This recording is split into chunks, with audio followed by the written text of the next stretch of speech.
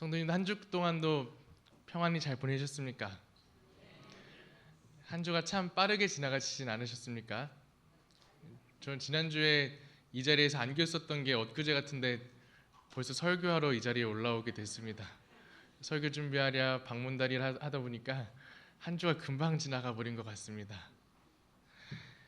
바쁜 와중에도 이 안식일 날 이 성전을 잊지 않으시고 이곳에 모이신 성도님들 모두에게 하나님의 축복이 가득하길 소망합니다. 그리고 이 말씀의 시간에도 하나님의 은혜가 말씀 속에 가득히 저희들 마음에 깨달음을 주고 감동을 주는 말씀 시간이 되기를 또한 간절히 소망합니다. 오늘은 주의 종이 듣겠나이다 라고 하는 제목으로 함께 말씀을 나눌까 합니다. 먼저 본문 성경 구절 사무엘상 3장 1절에 있는 말씀입니다. 성경이 있으신 분들은 다 펴서 각자의 성경으로 말씀을 읽으면 더욱더 은혜 있으리라 생각되어집니다. 사무엘상 3장 1절입니다. 짧으니까 다 찾으시면은 다 함께 읽도록 하시겠습니다. 사무엘상 3장 1절의 말씀입니다. 아이 사무엘이 시작. 아이 사무엘이 엘리 앞에서 여호와를 섬길 때에는 여호와의 말씀이 희귀하여 이상이 흔히 보이지 않았더라. 아멘. 오늘은 사무엘에 관해서 이야기를 함께 나눌까 합니다. 그리고 방금 읽은 이 짧은 본문 성경에는요, 아이 사무엘이 등장하던 때에 시대적인 배경이 어땠을지에 대해서 짤막하게 설명해 주고 있습니다. 사무엘이 등장하던 때가 어떠한 때라고 하고 있습니까? 여호와의 말씀이 어떤 시대요? 희귀한 시대라고 하고 있습니다. 희귀란 단어가 어떤 뜻을 의미하시는지 다들 아시죠? 여호와의 말씀이 흔치 않았던 시대, 여호와의 말씀을 보기 힘들었던 시대 뿐만 아니라 그 이상, 하나님의 이상도 보이지 않았던 시대가 바로 아이 사무엘이 등장하던 시대입니다. 왜 하나님의 말씀이 이토록 사무엘이 등장하던 시대에는 희귀해졌던 것일까요? 저희들이 잘 아는 요한복음 1장 1절에 있는 말씀을 살펴보면 하나님은 곧 말씀이시니라 라고도 말씀에 기록되어져 있습니다. 그럼 다시 말해 이 사무엘이 등장하던 시대는 어떠한 시대인 것과 같습니까? 말씀 되시는 하나님이 희귀한 시대, 계시지 않던 시대라고도 해석할 수도 있을 것 같습니다. 무엇이 문제였을까요? 성경에 나오는 수많은 이야기, 수많은 죄를 지은 사람들의 이야기 속에서도 하나님의 사람들을 버리셨던 적이 있으셨습니까? 없으셨습니다. 하나님이 계시지 않았던 때는 단 한 곳도 있지 않았습니다. 하나님이 말씀하시지 않았던 때도 없었습니다. 그러나 지금 이 사무엘상 3장 1절에는 하나님의 말씀이 희귀한 시대라고 가리키고 있는 것입니다. 왜 이렇게 말씀이 희귀해졌을지 우리는 그 원인을 살펴보며 우리의 시대도 이와 같이 말씀이 희귀해지지 않도록 주의하는 시간이 되었으면 좋겠습니다. 그 이유를 살펴보기 위해 저희는 사무엘상 1장에 있는 내용부터 차근차근 하나하나 살펴볼까 합니다. 사무엘상 1장에서부터 성경을 열어 살펴보면 몇 명의 인물들이 등장합니다. 사무엘의 어머니 누구요? 한나요. 그리고 그의 남편인 엘가나가 등장하여 1장을 시작합니다. 그러나 사무엘상의 말씀을 읽어보신 분들은 아시겠지만 사무엘상 초반에 등장하는 인물들은 크게 두 명의 인물이 대조되고 있음을 쉽게 알 수 있습니다. 누구와 누굴까요? 사무엘과 바로 엘리 제사장, 이 두 인물이 서로 굉장히 대조되면서 대비되면서 등장하고 있습니다.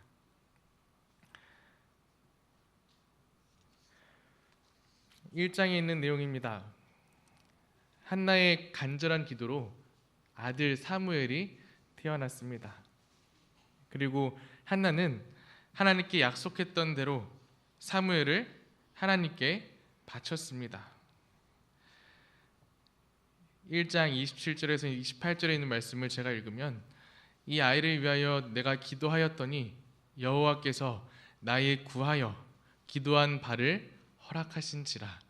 그러므로 나도 그를 여호와께 드리되 그의 평생을 여호와께 드리나이다 하고, 그 아이는 거기서 여호와께 경배하니라.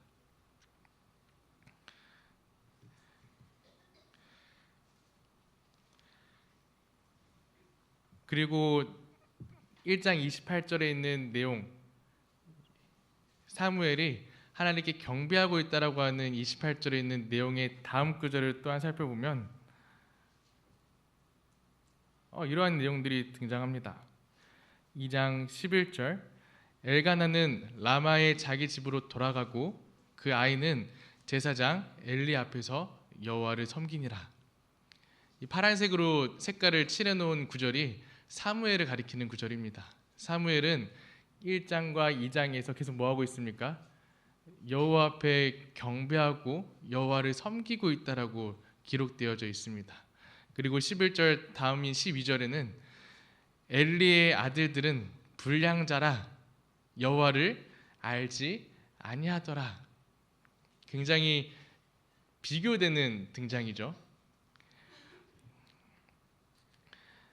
하나님을 알지 못하였던 두 아들 엘리에 관한 내용이 또한 12절 이후에 13절에서부터 17절에는 기록되어져 있습니다. 그 제사장들이 백성에게 행하는 습관은 이러하니, 곧 아무 사람이 제사를 드리고 그 고기를 삶을 때에 제사장의 사환이 손에 새 갈고리를 가지고 와서 그것으로 남비에나 솥에나 큰 솥에나 가마에 찔러 넣어서 갈고리에 걸려 나오는 것은 제사장이 자기 것으로 취하되 실로에서 무릇 그곳에 온 이스라엘 사람에게 이같이 할 뿐 아니라, 기름을 태우기 전에도 제사장의 사환이 와서 제사 드리는 사람에게 이르기를 제사장에게 구워 드릴 고기를 내라. 그가 내게 삶은 고기를 원치 아니하고 날 것을 원하신다 하다가, 그 사람이 이르기를 반드시 먼저 기름을 태운 후에 내 마음에 원하는 대로 취하라 하면, 그가 말하기를 아니라 지금 내게 내라. 그렇지 아니하면 내가 억지로 빼앗으리라 하였으니, 이 소년들의 죄가 여호와 앞에 심히 크면 그들이 여호와의 제사를 멸시함이었더라. 어린 사무엘이 하나님 앞에서 경외하고 있을 때에 엘리의 두 아들들은 이러한 악행을 범하고 있었습니다. 하나님께 드려져야 될 그 제사를 그 두 아들들은 가장 좋은 제사의 고기 부분을 먼저 취하여 자신의 것으로 그 하나님의 제사를 망가뜨리고 있었던 것입니다. 제가 어렸을 적에, 저는 모태신앙이기에 어렸을 적부터 교회를 다니며 교회에서 성장했습니다. 그러던 중 제가 물론 장난꾸러기였었기 때문에 어머니에게 크게 혼났던 적이 여러 번 있지만, 기억에 남을 정도로 크게 한 번 혼났던 적이 있습니다. 제가 어렸을 적 아마 요 앞에 앉아있는 이 어린이들과 비슷한 나이 또래였지 않을까 싶은데요. 그때 교회에서 어린이 설교 시간이 있었습니다. 그래서 각 교회마다 어린이 설교 시간 때 드려지는 설교 예배 형식이 다르겠지만, 그때 제가 다니던 교회에서는 어린이 설교를 알리는 음악 소리가 반주가 되어지면은 모든 본당에 곳곳에 있던 아이들이 다 단상 앞으로 나와 이 앞에 쪼르륵 앉아서는 앞에서 선생님께서 말씀하시는 그 선생님의 성경 이야기를 듣는 시간이었어요. 그런데 그 시간에 다른 안식구가 다르지 않게 그날도 저도 앞에 나와서 말씀을 듣고 성경 어린이 설교를 듣고 있던 중에 제가 어떠한 엉뚱한 짓을 했냐면은, 항상 그 어린이 설교 있기 전에는 어떤 순서가 있습니까? 헌금 수납하는 시간이 있습니다. 그리고 그 헌금 바구니가 어디 놓여져 있습니까? 단상 왼편에 놓여져 있는데 제가 설교를 듣는 가운데 제 옆에 있던 헌금 바구니를 제 무릎 위에 올려놓고 그 안에 있는 돈을 하나 꺼내기 시작한 겁니다. 아주 큰일 날 일이죠. 꺼내서 뭐 그때 당시는 그 돈이 얼마나 귀한지 가치도 알지 못하였고 그냥 그 안에 든 게 무엇인지 궁금해서 꺼내봤던 것 같아요. 그러자 저 뒤에서 저희 어머니가 정말 빠르게 달려와서는 저를 그대로 안고 그 교회 잠옷반 조그마한 방에 들어가서 저를 얼마나 혼냈는지 모릅니다. 그 기억이 저에게도 아직도 남아있고 저희 어머니에게도 그때 저를 호되게 혼냈던 기억이 아직도 남아있다고 합니다. 하나님을 모르는 사람들의 행동이 이와 같다라는 겁니다. 하나님의 제사를 멸시하고 하나님께 드려지는 예배와 제물을 자신의 것을 취하려고 하고 욕심을 내는 행동들은 하나님을 알지 못하는 백성들의 모습 속에서 나타나는 행동입니다. 그렇다면 우리들의 모습 속에서는 어떠한 모습들이 보여져야 되겠습니까? 하나님께 드려지는 예배와 예물들을 아주 소중히 생각하는 저희 모든 마석교회 성도님들 되셨으면 좋겠습니다. 그래서 예배 시간에도 그리고 예물 드려지는 그 시간에도 그 한 시간도 한 하나님의 말씀도 허투루 돌아가는 시간이 되지 않도록 예배 시간을 지키도록 노력하는 저희 모두가 되길 또한 소망합니다. 이어서 나오는 18절에 있는 내용부터 살펴봐도 또 사무엘의 이야기가 등장합니다. 사무엘이 어렸을 때 세마포 옷을 입고 여호와 앞에 섬겼더라. 21절 아이 사무엘은 여호와 앞에서 자라니라.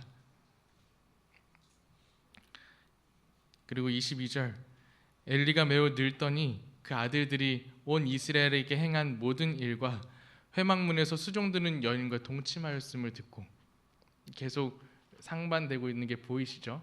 말씀을 차례대로 쭉 읽어나가고 있는 중입니다. 그들에게 이르되 너희가 어찌하여 이런 일을 하느냐 내가 너희의 악행을 이 모든 백성에게서 듣노라. 내 아들아 그리하지 말라. 내게 들리는 소문이 좋지 아니하니라. 너희가 여호와의 백성으로 범죄케 하는도다. 엘리의 잘못된 교육에 대해서 이 절은 설명하고 있습니다.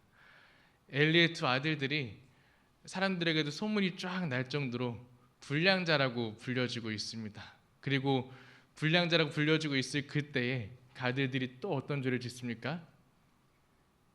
회막문에서 수종드는 여유가 동침하는 잘못을 또 짓게 됩니다. 여러분들이 그들의 아버지 엘리였다면은 그 아들들을 어떻게 훈계하셨을 것 같습니까? 아마 제가 혼났던 것 이상으로 호되게 혼이 났지 않았을까 싶습니다. 저희 아버지가 흔히 쓰는 표현으로 다리 몽둥이를 부러뜨려 놨을 정도로 아주 호되게 혼을 냈어야 됐지만 이 엘리 제사장은 어땠습니까? 24절에 있는 말씀 보면 아들들을 호되게 혼내고 있는 것 같습니까? 내 아들들아 그리하지 말라. 내게 들리는 소문이 좋지 아니하다. 호되게 혼내고 있다라기보다는 뭐 하는 것 같습니까? 부드럽게 타일르는 것 같은 모습이 등장합니다. 24절 이후에 나타나는 25절에 있는 말씀을 보면 결국 이러한 훈계로 인해 그들의 아비의 말을 듣지 아니하였고 여호와께서는 그 아들들을 죽이기로 결심하는 사태까지 이르게 됩니다. 이어서 26절입니다. 아이 사무엘이 점점 자라매 여호와와 사람들에게 은총을 더욱 받더라. 참 엘리야는 다르게 이 어둡고 하나님의 말씀이 희귀해져 있는 이 시대에서 마치 슈퍼히어로가 등장하듯이 참 정직하고 착하게 자라나고 있는 아이 사무엘의 모습을 드문드문 계속 보여주고 있는 것입니다. 그리고 그 이어서 27절에서부터 36절에 있는 말씀에는 우리가 설교 초반에 왜 하나님의 말씀이 희귀해졌을지에 대한 이유가 등장합니다. 29절과 30절을 함께 읽어볼까요? 29절 너희는 시작. 너희는 어찌하여 내가 나의 처소에서 명한 나의 제물과 예물을 밟으며 내 아들들을 나보다 더 중히 여겨 내 백성 이스라엘에 드리는 가장 좋은 곳으로 살찌게 하느냐? 그러므로 이스라엘의 하나님 나 여호와가 말하노라. 내가 전에 내 집과 내 조상의 집이 내 앞에 영영히 행하리라 하였으나 이제 나 여호와가 말하노니 결단코 그렇지 아니하리라. 이렇게 하나님께서 말씀하신 후에 말씀이 희귀해진 시대가 되었습니다. 하나님께서 말씀하시지 않게 된 이유는 이 땅에서 하나님의 말씀을 그 누구보다 소중히 생각해야 하고 그 누구보다 하나님의 말씀을 듣고 사람들에게 전했어야 될 제사장이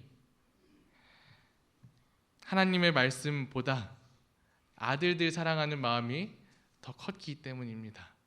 그렇기에 하나님의 말씀이 들려왔을 때에도 하나님의 말씀보다는 아들들을 더 생각하는 그의 태도 때문에 하나님께서 말씀하셔도 아무도 듣지 않는 시대가 된 것입니다. 하나님의 말씀이 희귀해진 시대는 하나님이 사람을 버리셨던 시대가 결코 아닙니다. 그리고 이 시대는 하나님이 사람을 떠나가셨던 시대도 결코 아닙니다. 하나님이 사람을 향해 말씀하시지 않았던 것도 아니고 여전히 하나님은 세상을 향해 소리치고 계셨고 세상을 향해 말씀하고 계셨지만 제사장마저 듣지 않던 시대였기에 아무도 그 하나님의 말씀을 듣지 못하였던 것입니다. 그렇기에 그 시대를 한마디로 표현되어 여호와의 말씀이 희귀하였던 시대다라고 기록되어져 있는 것입니다. 오늘날 우리가 살아가고 있는 지금 이 시대는 어떠한 것 같으십니까? 하나님의 말씀이 풍성한 시대를 살아가고 계십니까? 아니면 여전히 하나님의 말씀이 희귀한 시대를 살아가고 계십니까?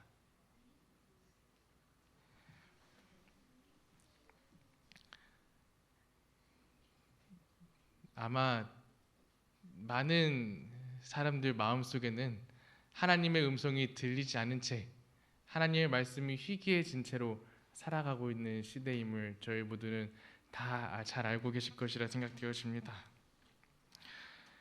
우리에게도 엘리 제사장이 하나님의 말씀보다 자신의 아들들을 더욱 사랑했던 것처럼 우리들에게도 하나님보다 더 중요시 되는 것이 있지는 않을지 스스로 마음속에 질문을 던져보는 것 또한 매우 중요한 것일 것이라 생각되어집니다.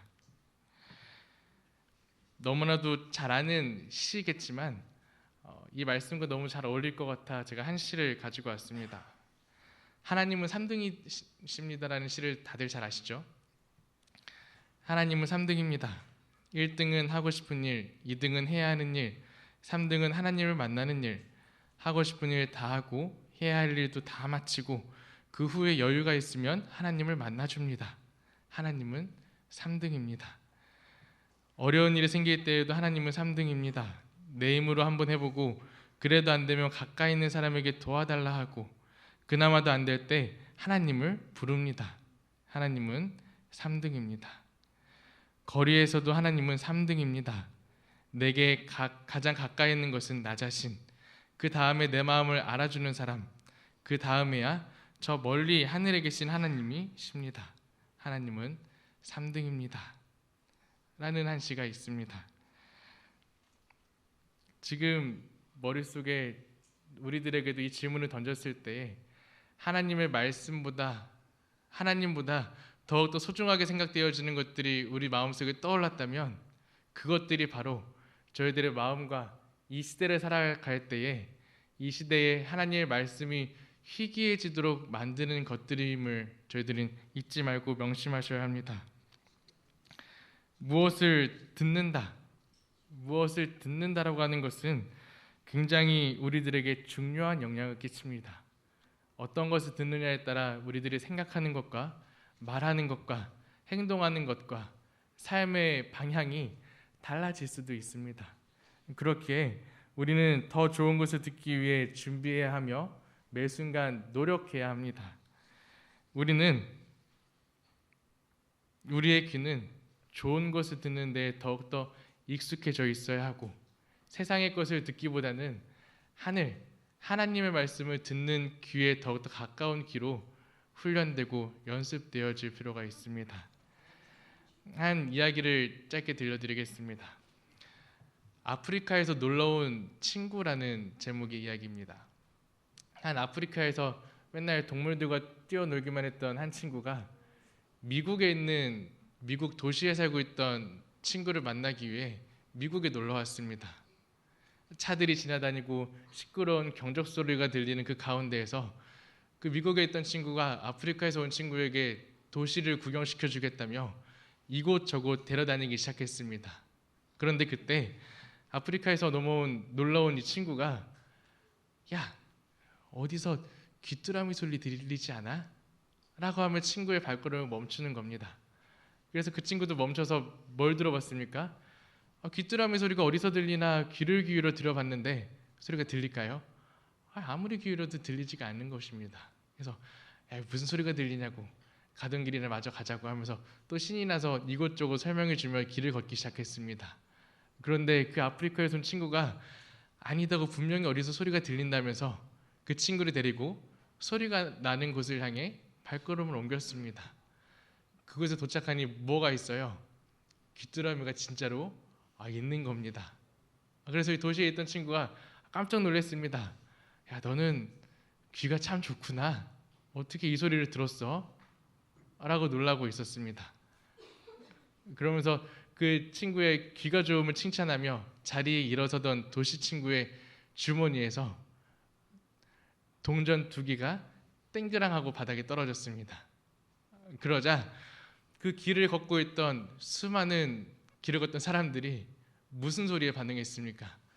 동전 떨어지는 소리에 반응하여 길을 멈추어 동전 굴러가는 곳을 바라보기 시작한 겁니다. 동전 떨어지는 소리가 클까요? 귀뚜라미 소리가 클까요? 귀뚜라미 소리가 훨씬 큼에도 불구하고 사람들은 더 많이 들어오던 것, 듣기 원했던 소리에 있을 때 그 소리에 반응하고 그 소리에 시선이 향해진다라는 겁니다.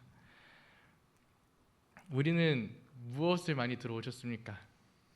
그리고 우리는 어떠한 소리를 들을 준비가 되어 계십니까? 우리는 어떠한 소리에 더욱더 익숙해져 있습니까? 이야기 속에 있던 이 친구처럼 동전 굴러가는 소리입니까? 아니면 TV 소리입니까? 아니면 길을 걸을 때 항상 들리는 자동차 경적 소리들에 익숙해져 있습니까? 오늘 말씀을 통해서 우리는 한 가지 결심하기로 아이 사무엘처럼 우리도 하나님의 소리에 귀 기울이시고 하나님의 소리를 듣는 것이 더 익숙해지는 저희 모든 성도님들이 되기를 간절히 소망해 봅니다. 사무엘아, 사무엘아. 하나님께서 사무엘을 부르시던 음성입니다. 사무엘아, 사무엘아.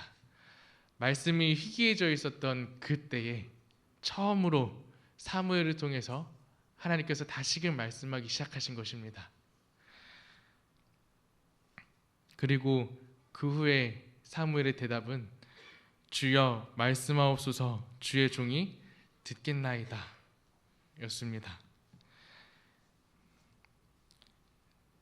참 감동적인 이야기가 아닐 수 없습니다.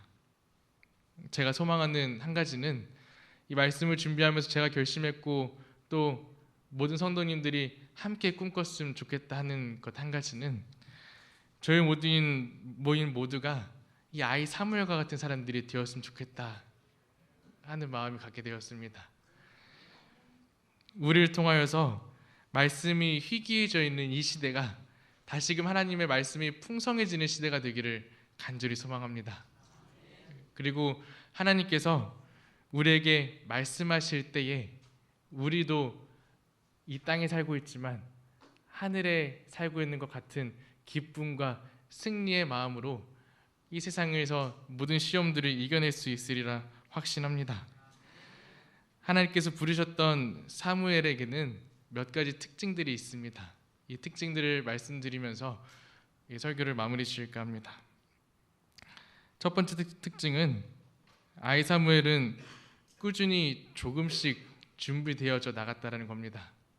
어느 한순간 사무엘이 들을 준비가 딱 되어서 하나님이 그때 말씀하셨던 것이 아니라 말씀을 통해 저희가 차근차근 살펴봤던 것처럼 아이 사무엘이 하나님 앞에 예배드리고 그 가운데 자라나고 성장하여진 것을 기록된 것을 저희가 확인한 것처럼 조금 하나님께 준비되어져 나갔다는 것입니다. 그리고 두 번째는 엘리 제사장과는 다르게 아이 사무엘은 매 순간 하나님의 전 옆에 붙어 있었습니다. 성경 말씀을 살펴보면 잠을 잘 때에도 엘리 제사장은 자기의 처소 집에 가서 잠을 자지만 사무엘은 하나님의 전 안에서 잠을 듭니다.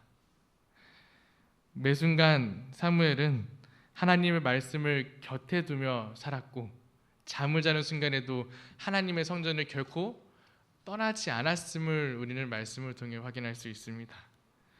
그리고 세 번째 특징은 아이 사무엘은 말 그대로 어린 아이였다라는 것입니다. 하나님께서 부르시는 사람은 성경을 잘 아는 박사들을 부르시지 않습니다. 물론 그런 박사들도 부르시지만 목사들, 제사장들을 부르시는 것이 아니라 어린 아이인 사무엘을 부르셨습니다. 하나님은 그 사람이 어떠한 사람인지 어떠한 죄를 지었는지는 크게 상관하지 않으시는 것 같습니다. 하나님께서는 하나님의 말씀을 들을 준비가 되어 있는 사람이라면은 그 사람을 부르시고 세우시고 그 사람을 통하여서 일하신다라는 것입니다. 그렇기에 저희도 지금부터라도 꾸준히 조금씩 준비해 나간다면 누가 될 수 있습니까? 하나님의 말씀을 전했던 사무엘과 같은 사람들이 될 수 있으리라 확신합니다.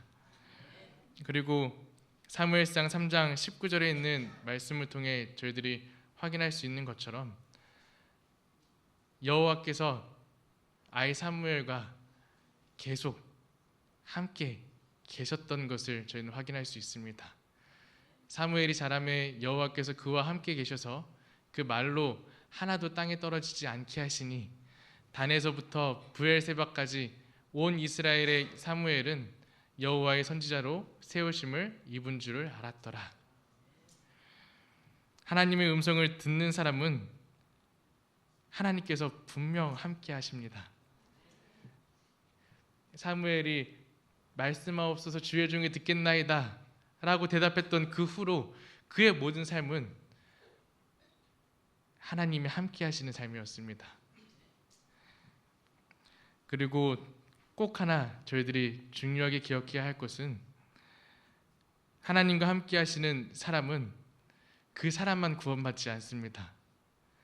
사무엘 시대가 있었던 그때 사무엘이 하나님의 말씀을 들을 준비가 되어 있자 하나님이 사무엘에게 말씀하시자 하나님의 말씀이 희귀했던 그 시대는 하나님께서 다시금 말씀하시는 시대로 바뀌어져 갔습니다. 구원은 나 혼자 받는 것으로 끝이 나는 것이 아니라 내가 구원을 받았고 내가 하나님의 음성을 들었다 하면 내 주위에 있는 많은 사람들도 하나님의 구원을 함께 경험하고 하나님의 음성을 함께 동일하게 듣는다라는 사실을 우리들은 꼭 깨닫게 되길 소망합니다. 이러한 법칙과 규칙은 성경 여러 곳을 찾아봐서도 저희들이 알 수 있지만 오병이어 사건 때도 그랬죠.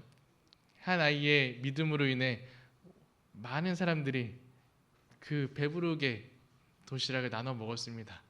그리고 물 위에 빠졌던 바다에 빠졌던 베드로의 이야기를 통해서도 그 풍랑 속에서 베드로뿐만 아니라 제자들도 함께 물에서 구원받는 내용들이 등장하죠.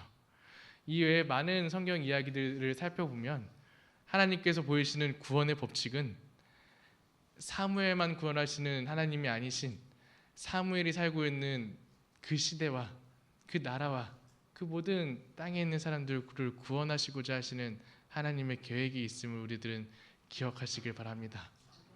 그래서 저희들이 꿈꾸기를 하나님께서 우리를 부르실 때 반응하는 사무엘들이 모두 되어서 작게는 우리 마석교회가 하나님께서 말씀하시는 교회가 되었으면 좋겠습니다. 그리고 크게 봤을 때에는 이 교회가 속해 있는 남양주시, 서울, 우리나라 모두가 우리를 통하여서 하나님께서 풍성히 말씀하시는 시대가 되기를 간절히 소망합니다. 그랬을 때 우리들에게도, 그리고 우리를 통하여서 하나님을 알게 되는 많은 사람들에게도 하나님의 은혜가 풍성하여 줄 것을 확신합니다. 함께 그러한 소망들을 꿈꿔 보시겠습니까? 함께 어린 사무엘이 되어 보시겠습니까? 지금부터 저와 함께 꾸준히 조금씩 노력해 나가는 모든 성도님들이 되기를 소망하며 오늘 말씀 마치도록 하겠습니다.